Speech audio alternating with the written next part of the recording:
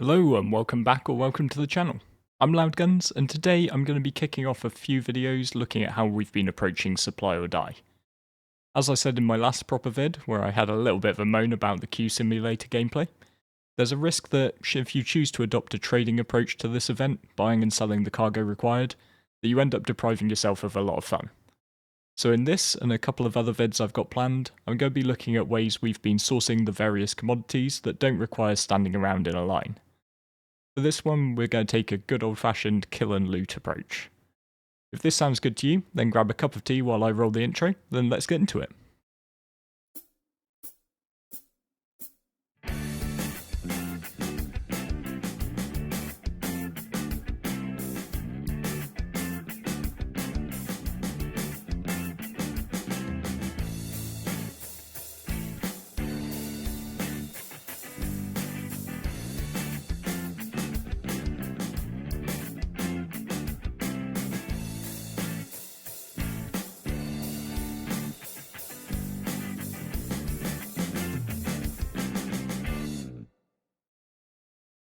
As with many things in Starset, you can have a good time solo, but when you add friends to the mix it gets a whole lot better.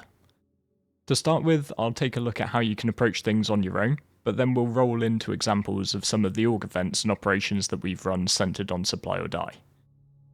Just before we dive into it though, if you're watching SC videos from the sidelines wondering about dipping a toe into the water, I would say that now with this event series running is actually a really good time. With the rewards on offer, it's more than possible to start with a starter pack, and particularly if you're willing to get involved with multiplayer stuff, rack up a decent amount of cash in short order, allowing you to buy more advanced ships in game. The supply or die missions are scheduled to run throughout March. If you do decide to take the plunge, then just be sure to use a referral code to get yourself a bit of extra starter capital. Mine's the one up on screen, but if you've got any mates who play already, please just ask them for theirs. The bounty hunting and looting loop is pretty well established at this point, and I've made videos in the past highlighting how you can make a pretty penny shooting up bad guys, and once you've hit the levels of rep required to get larger cargo ships to spawn, wreck dive the remains to grab the valuable bits of cargo out. With supply or die's resupply missions, this loot has become a ton more profitable, since a lot of the ships will carry the corundum and copper that's required for the Stanton mission type, and they can carry it in pretty big volumes. Usually these base metals are chaff, not worth bothering with and only getting in the way as you search for the more valuable cargo. But thanks to this mission, just for now, this is some of the most valuable stuff that you can find. In order to really start finding good cargo, you're going to need to buff up your bounty hunting reputation to at least senior guild member. This will unlock VHRTs or very high risk targets. At this point you're going to start seeing larger ships. Amongst them things like Hercules C2s and M2s that are the real payday, but also Carracks, Caterpillars, Reclaimers and Starfarers that can all deliver decent returns. Keep in mind that as of the latest patch, CIG have fixed the mission sharing bug, so even if you don't have the reputation yourself, someone else can share missions with you, allowing you to get involved taking down the baddies and giving you more reputation due to the higher level of the targets. If you can get your rep up to ERTs, extreme risk targets, you'll net out even better since there's more likelihood of large cargo carrying escorts.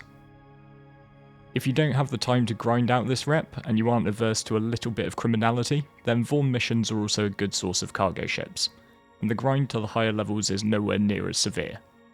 Of course this will mean either having to take down comrays or deal with a crime stat and associated bounty hunters after you. So if you can, I would focus the legal bounty hunting route. You are going to end up in possession of some pretty valuable cargo, and to drop it off and turn it in for the missions, you're going to need to head to Pyro Gateway in this instance. That station is going to shoot at you if you've got a crime stat, so you're just adding an extra level of things if you're going to have to clear that crime stat before you go and hand in the mission. So let's talk getting set up.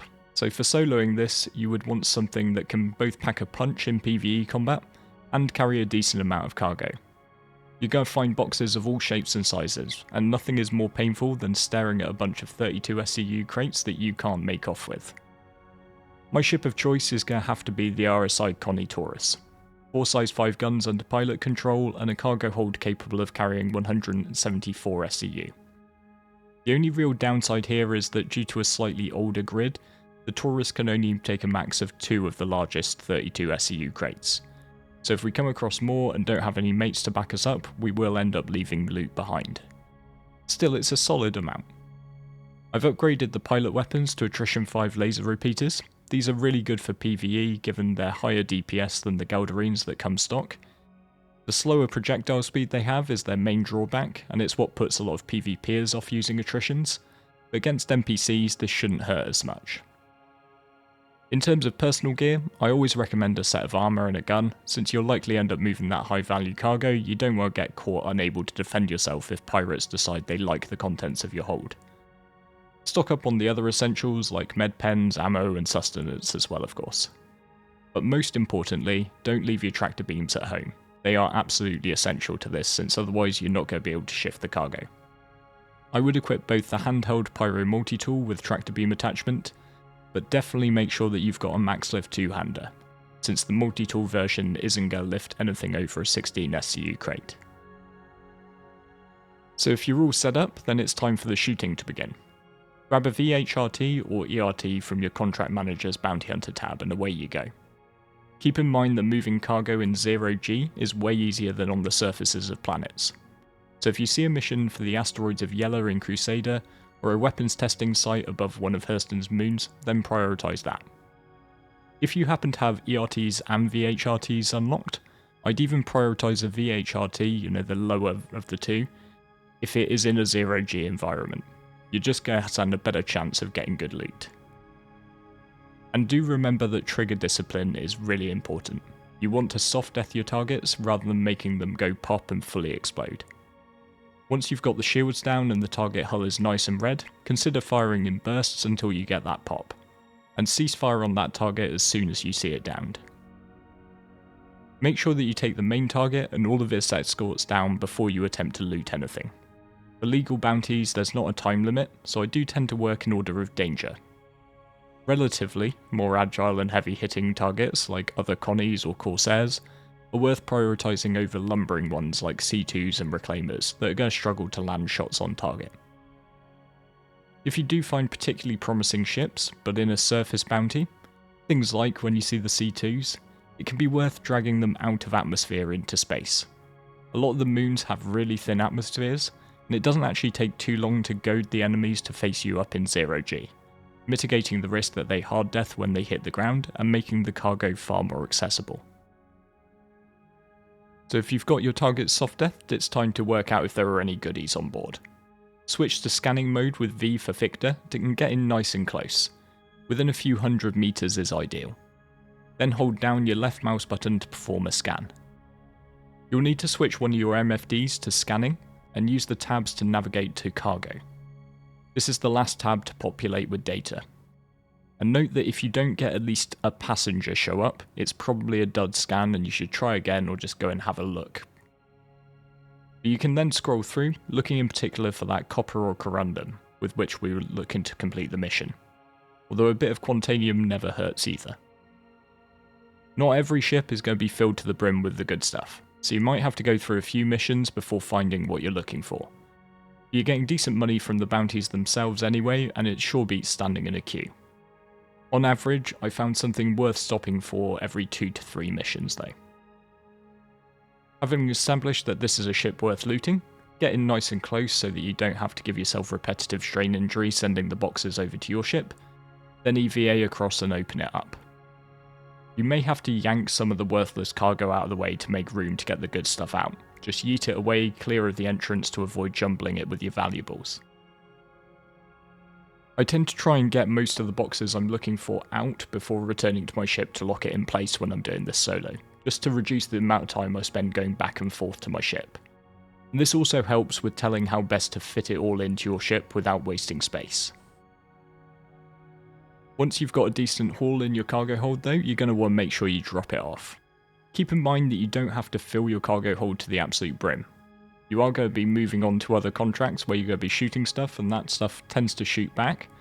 So if you've got a couple of really big crates, maybe half a hold full, then you might want to just consider dropping it off and banking that before you go on to the next bit of pew pew. The ultimate hand-in destination for these contracts is Pyro Gateway, which is a fair old trip. If the ship that you're using to take on and loot the bounties, like the Taurus, is also your biggest cargo hauler, then it might make sense to just load up and make that trip to Pyro Gateway each time. But if you've got something more suited to hauling like a C2 yourself, then you can always do a shorter trip back to the local station like Seraphim or Everus, where you can unload your crates and deposit them into your local inventory using the freight elevator. This way you can stock up enough for one big supply run in your main hauler, and just save yourself a bit of time travelling back and forth. Now I wanted to show you a good method for doing this solo, but as ever it can be made a lot better and a lot more efficient by working together with other people.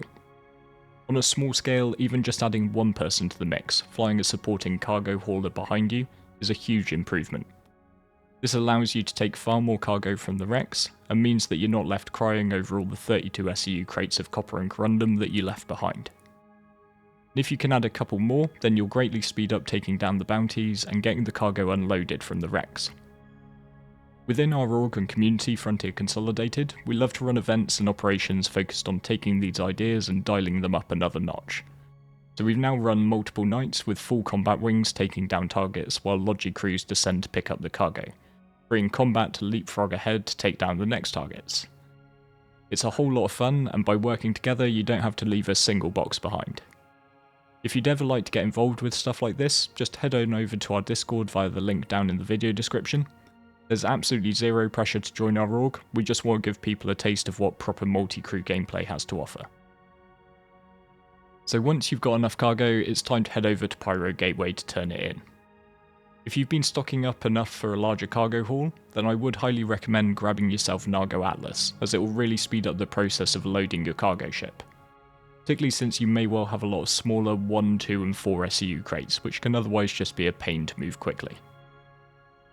Supply or Die has 3 levels of mission for each of the tasks, small, medium and large. It's worth taking a moment to look at how the payouts scale. For these copper and corundum ones, you always need the same amount of the 2 commodities, 13 of each for a small mission paying 391k, 94 of each for a medium paying 3.1 million, and 334 of each for a large paying 13 million. It might be tempting to complete a mission and get some money as soon as you can, turning in a small or a medium once you've got the necessary commodities.